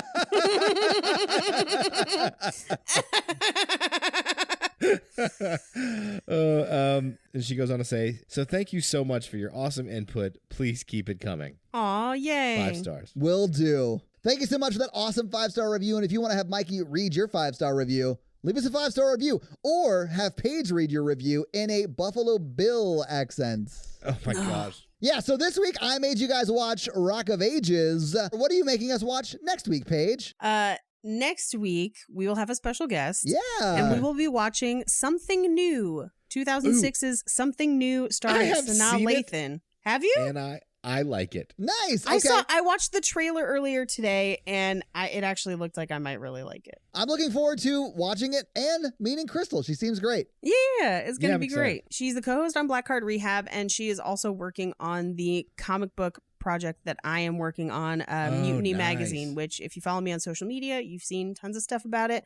If you're curious, check out social media. I've got information there. Check out the social meds, dog. Mm-hmm. So, yeah, guys, if you like this power throuple that we have here on this podcast, make sure to check out our other podcast, The Horror Virgin, and that is the only other podcast that Mikey and I are on, but Paige gets around, and she is on 2 other podcasts, Black Card Rehab and Cult Podcast. So, guys, definitely check out those because they're amazing. If you want to follow us on social, we are at Romancing the Pod Show. Yes.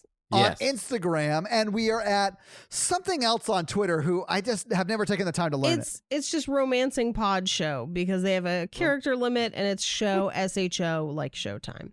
So guys, check that out as well. And if you want to follow us all individually, Paige is at Rampage Wesley everywhere, including TikTok, except for Twitter, where she is at Paige Wesley. Mikey is at MRandolph24, and I am at Todd J Awesome everywhere. And guys, we got a P.O. box. So if you want to send us some love letters or whatever you might send to a P.O. box, it's actually not a P.O. box. It's like a regular street address. It's pretty awesome. It's 6688 Nolensville Road, number 108-34, Brentwood, Tennessee 37027. So send us some stuff. Yeah. That's going to be it for us, you guys. I'm Paige. I'm Mikey. And I'm Todd. And you complete us. To completion. Toodle pip. Happy birthday in the bathroom. Everyone sing happy birthday to yourself while you pee, but only if you're in public. Yes. Bye. Bye. La la la la la la la la la la la la la.